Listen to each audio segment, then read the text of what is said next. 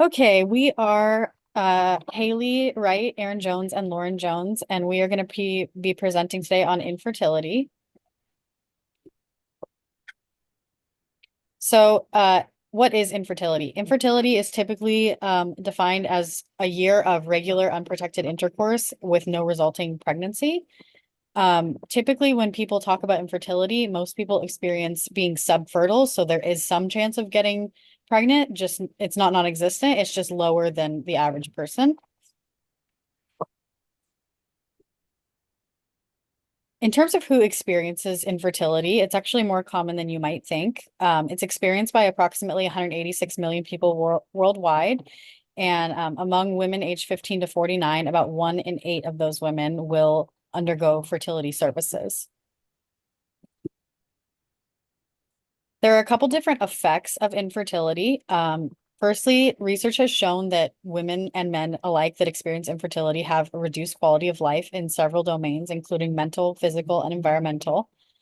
In addition, there's a lot of psychological effects, which include depression, anxiety, low self-esteem, self-blame, and sometimes identity crisis, as well as social stigma surrounding being infertile.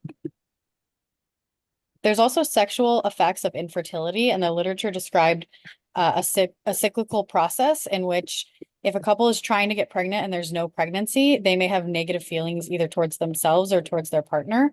And then their sex life would be impaired, and they would either have reduced frequency of sexual intercourse or a different type of impairment, and that would in turn decrease their chance for conceiving, which would result in no pregnancy and kind of continue the cycle. And it can also even cause sexual disorders such as erectile dysfunction.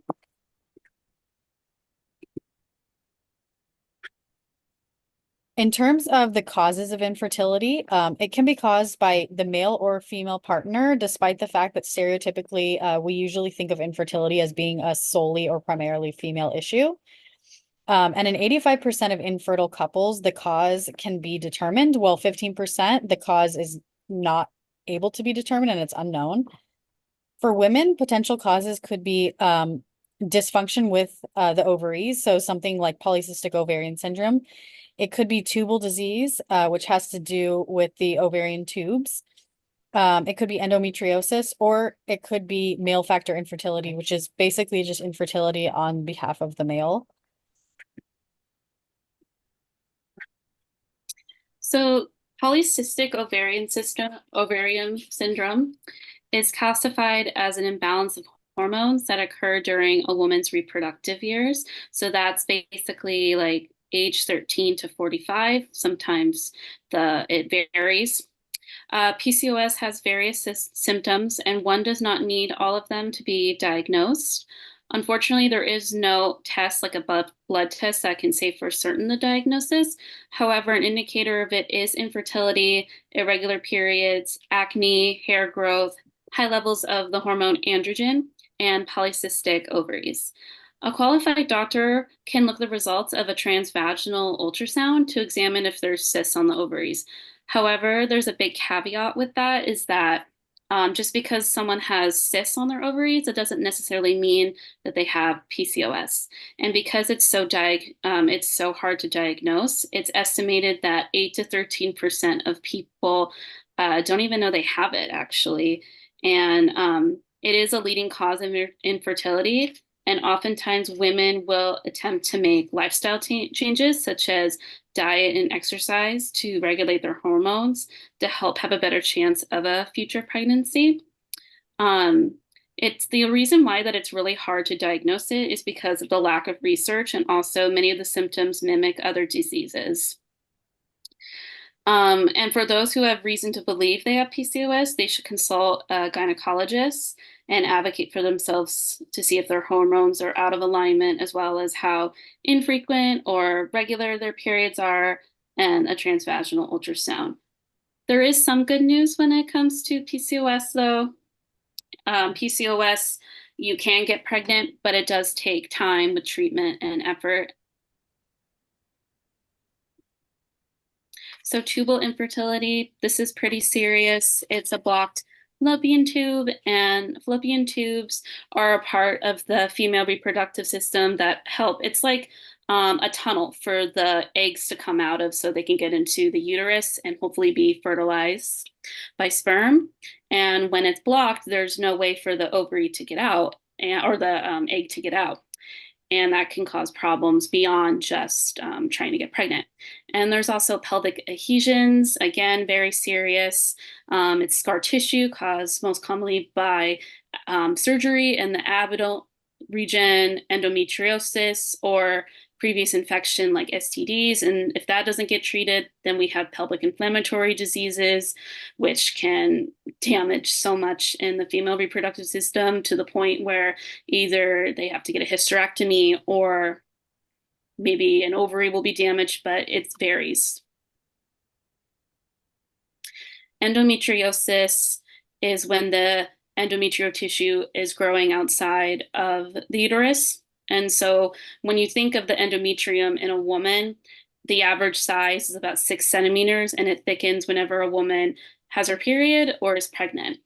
And when she has endometriosis, because it's growing outside of the uterus, it's causing pain, it's causing scarring, it's causing many, many health problems for the woman. And they say 1 in 10 have this disease. And it causes a lot of not only physical pain, but mental health problems because the woman feels as though she doesn't understand why her body isn't working. She doesn't understand why this is happening to her. So there are many layers to endometriosis, and it's not just pain around your period, it's a pain that always lingers. So there are other additional risk factors for infertility. I mean, aging. As women, our biological clock is a real thing. Eating disorders, anorexia, bulimia can really affect a woman's fertility. Your weight, doesn't matter if you're overweight or underweight, that can really affect it. You're more likely to lose a pregnancy if you're overweight. As well as environmental toxins such as heavy metals. And actually, there have been studies saying that endometriosis could be caused by environmental toxins. And then also there's HPV, of course. There are other diseases like hyper or hypothyroid. My mom actually has hypothyroid. Stress, smoking, caffeine.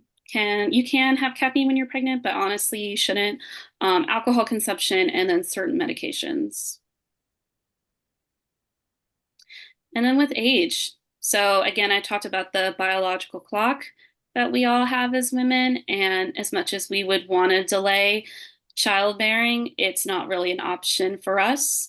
I guess you could go into more harvesting your eggs, but honestly, that doesn't work as well as they have previously anticipated when they first invented harvesting eggs.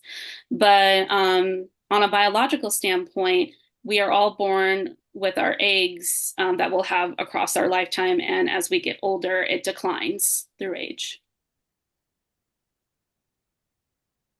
So when diagnosing female infertility, and female infertility can be caused by those issues that we just went over, it may involve a number of methods and tests depending on the symptoms and whether or not the individual exhibits evidence of ovulation, regular menstrual cycles, and various symptoms that could be indicative of this infertility issue, as well as just not getting pregnant within that time frame of a year with regular sex.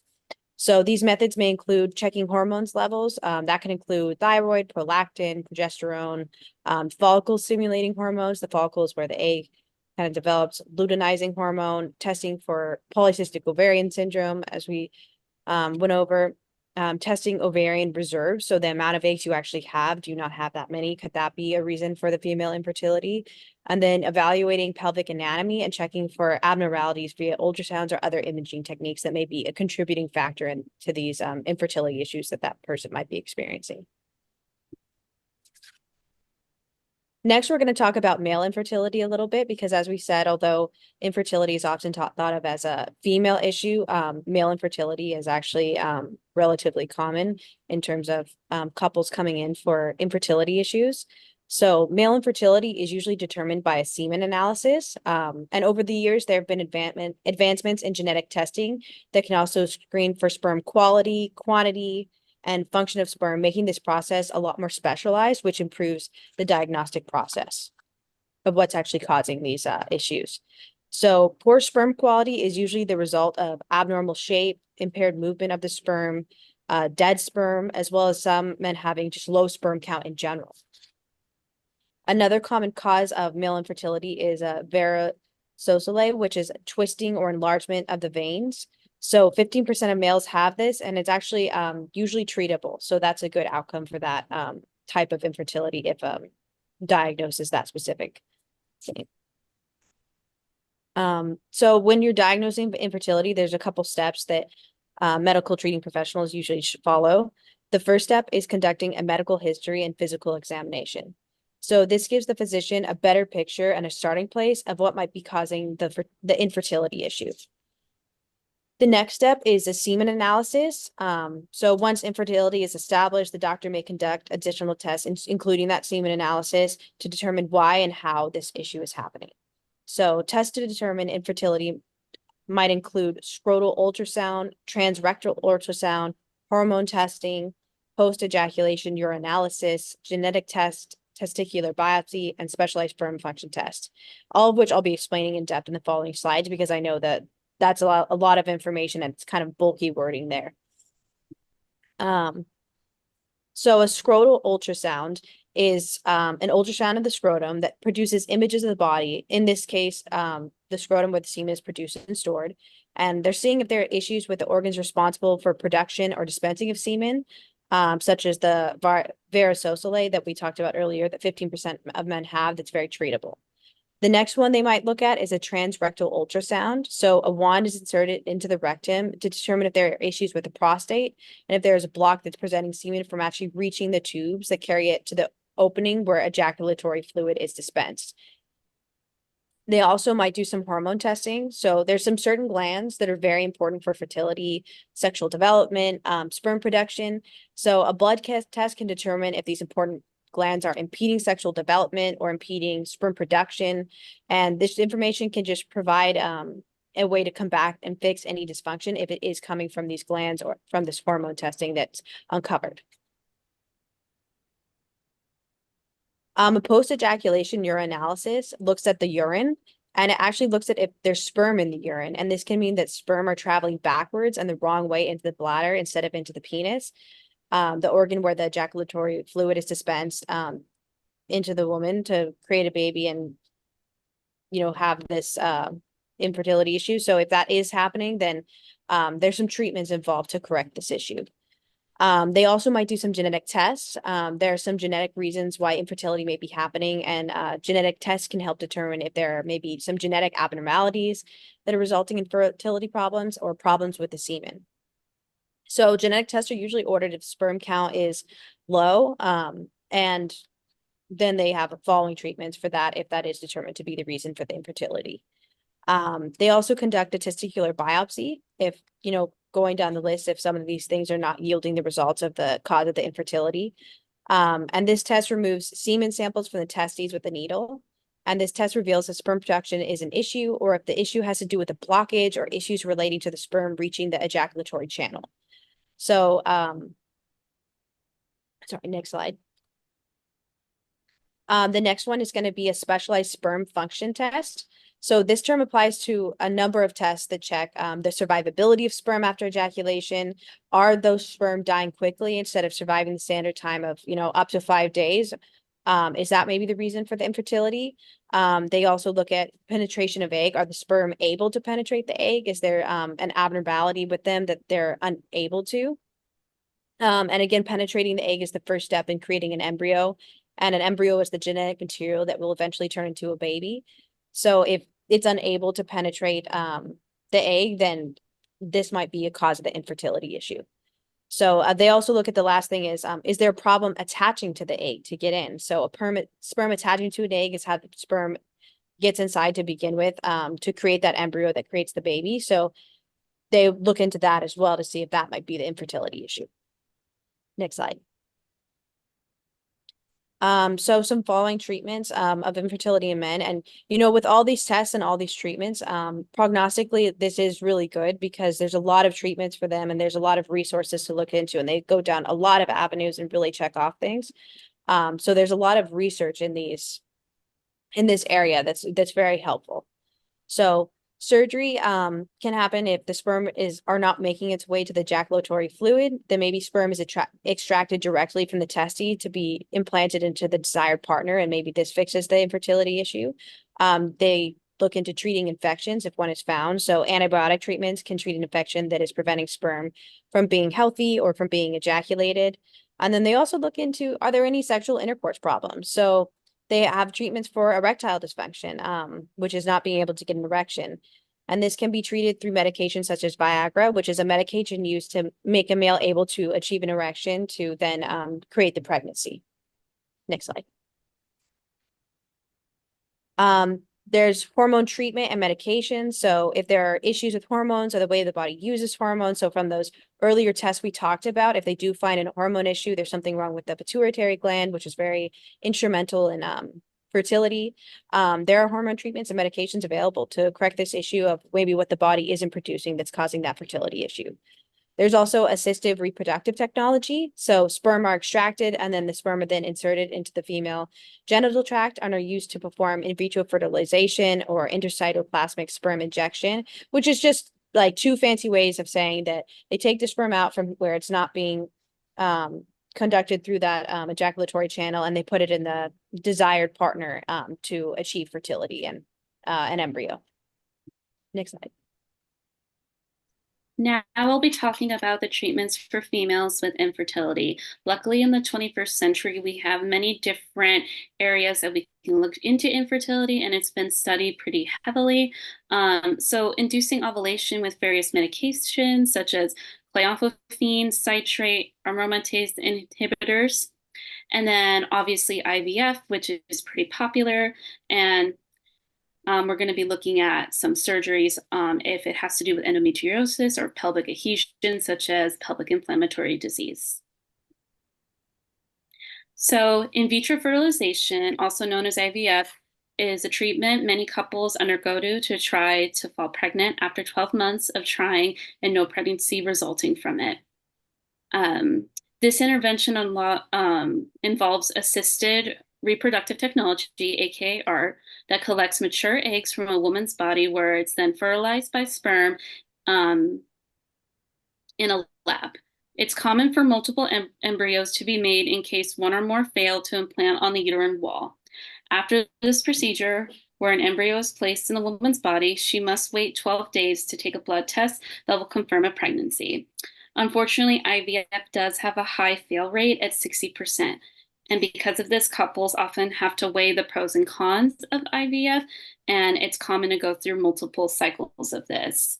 It is very hard on the woman's body because she constantly has to inject her body with certain hormones to be able to stimulate egg growth, and sometimes the ovaries can get really swelled up, and it can cause really, really painful.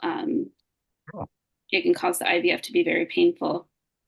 And so because of that, it needs to be taken lightly. And as you can see here through our graph, IVF is helpful. Again, it varies. Obviously, you can see here, if you're under 35, IVF seems to be the most successful. But if you're getting closer to your 40s, it doesn't seem to be.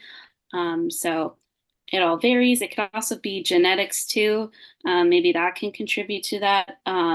But you really need to take in consideration what you're signing up for with IVF. So as Haley detailed before, I'm just going to go a little bit more into the IVF cost considerations because they can be quite significant. So for those considering IVF, on average, it can cost around $25,000. However, this differs depending on how many cycles of IVF are actually needed in your specific case or the person with infertility specific case. So one cycle of IVF is between $7,000 and $14,000 a cycle.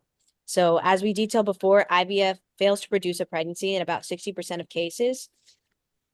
So this really puts individuals in a difficult position because if the first cycle of IVF doesn't produce a pregnancy, they have to consider each cycle if they should cut their losses or keep investing more. Even though it's not a guarantee and it has, a 40% success rate, but also a 60% unsuccessful rate. So this decision is further complicated by the variables of additional costs individuals must consider when trying to get pregnant, such as the financial planning for the child if the IVF does work, as well as medical expenses if the baby is brought to term, on top of all the other monetary costs that they might be facing in their life. So at each phase of IVF, they're spending between $7,000 and $14,000. So individuals must personally assess if IVF is right for them. And medical professionals must set accurate and informed expectations of the benefits and limitations of IVF. With that being said, there have been a lot of success stories and families made from IVF, but keeping those expectations and the informed consent on hand for those people that do decide to engage in IVF is really critical here. Next slide. If people don't want to go through IVF, or, if they want to do IVF and adoption, adoption is a good option for people with infertility that are looking at family planning. 2 to 4% of people in the United States have adopted children. So it's estimated that 1/3 have considered adoption for a variety of reasons, and other people, even without infertility issues, also do consider adoption too within that number. So it's really important to normalize adoption and provide this valuable psychoeducation and statistics for those considering adoption, that it's more common than people might think. It's even estimated that 1 out of every 25 US families with children have an adopted child, and 7% of the population in the US Census are adopted. Next slide. Within adoption, though, there are some cost considerations, just like with IVF. So we can, with an estimated cost of $20,000 to $45,000 for the adoption agency, for domestic adoptions, and $35,000 to $75,000 for international adoptions, the cost can be quite significant. However, adopting from foster care is a much more affordable option, ranging from no fee to $500. So for adoptive parents looking for a newborn, this is not always possible, just because the average age of an adopted child in foster care is 8 years old. But it is worth considering that there are really positive and unique benefits of adopting child from foster care. And it's just really up to the individual if they think this foster care is the right fit, or if they have the means doing an international or domestic adoption of most likely a newborn child. Next slide. Surrogacy is another option. So for mothers suffering from infertility due to not being able to bring a baby to term, surrogacy can be an effective option. This usually takes place through IVF, where the mother provides an egg and a father provides a sperm to make an embryo, which is then implanted into the gestational carrier. So a gestational carrier is the woman who carries the embryo and is not genetically related to the embryo in any way, but they're going to physically carry it to term and give birth to that child. But it's the genetic material of the two people that donated from IVF. Next slide. Finding a surrogate is usually done through an agency and requires legal paperwork prior to implantation. This is done for a number of reasons, which are all parties are on the same page. There's informed consent between all parties. There's fair compensation for the gestational carrier, and that everyone in this process is safely and medically taken care of. So in some cases, actually, a friend or family member can volunteer to be the gestational carrier. There have been some cases where one family member is infertile and another is fertile, and they volunteer to be the gestational carrier. So this can cut down on cost if there is someone that volunteers in this way, but not everyone, of course, has that option. So then there's that other option of just getting the gestational carrier or going through the agency. Surrogacy costs do range from $100,000 to $200,000 in the United States. And that cost breakdown looks like 20 to 80,000 for medical expenses, 3 to 15,000 for legal support, 6 to 54,000 for surrogacy recruiting programs, and 20 to 55,000 for carrier compensation. So as you can see, I mean, $100,000 to $200,000 sounds like a lot, but with all of these different avenues and resources and things that have to be broken into that cost, it does really add up. But for those considering surrogacy outside of the US, it usually cuts the cost in about half, which is still expensive, but not quite as expensive as $100,000 to $200,000. Next slide. So if you are not personally someone that experiences infertility, but maybe you know or meet somebody that does or that is, these are some do's and don'ts. So the do's would be understand that fertility issues are experienced by many. So it is very common, and understand that when you are talking with somebody that they may be someone who has struggled with infertility, whether they're a male or a female. Understand that infertility can be incredibly distressing. Like we mentioned, the mental health effects, anxiety, depression, and this goes for both males and females alike. Offer support and listen. Do your own private research. Respect the individual or couple's privacy, and understand that each person's infertility journey and experiences are unique. Some don'ts would be minimize the experience of infertility despite its prevalence. I think that a lot of people can be very well-meaning, and they can try to like make light of the situation, like, well, at least you could always adopt, or try to put a positive spin on it, but it can feel invalidating to those that are struggling with infertility. Um, Another don't would be to joke about one's infertility or childlessness, even if this is well intentioned. An example of this would be somebody that has kids that makes a joke, do you want to borrow one of mine? A don't would also be to give unsolicited opinions and advice. For instance, like types of fertility treatments that somebody should or could try. Another don't would be to pry or speculate regarding the cause of one's infertility, as this can feel invasive or offensive, or maybe it's not something that they really would like to discuss with others. To inquire about pregnancy. So if you know that somebody is, for instance, trying to have a child, and you ask them every time you see them, it can feel kind of invasive and pressuring to somebody that's trying to conceive. Gossip to others about one's infertility. And lastly, complain or brag about your own pregnancy. And then we just have a quick Q&A at the end. So the first question would be, are there mental health resources tailored to those experiencing infertility? And the answer is yes, there are. A good tool that we found to find these particular therapists that specialize in this is Psychology Today, because there's a feature where you can filter for certain like things that you may be struggling with, and one of the categories is actually infertility. And so if you select this specialty, you will get a list of therapists in your area that specialize in infertility, and we've included the link here as well on the slide. Another question would be, if you want to know more, what resources are available.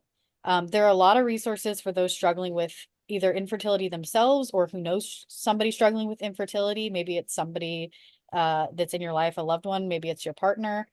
And we've included a few of those on the next slide. The first resource is from the American College of Obstetrics and Gynecologists, and it has helpful information about infertility. The second resource was one that I thought was really cool, and it's we didn't really go into this too much in the presentation, unfortunately, but cancer can be something that leads to infertility issues. And so this website is one that has information about those struggling with infertility specifically as a result of cancer, and kind of like emerging research that has to do with that. And then lastly, there's a website called Resolve, the National Infertility Association, which offers support groups for those experiencing infertility. And we've included the websites to all these resources as well. And then here are our references. Thank you so much for listening to our presentation on infertility. Thank you.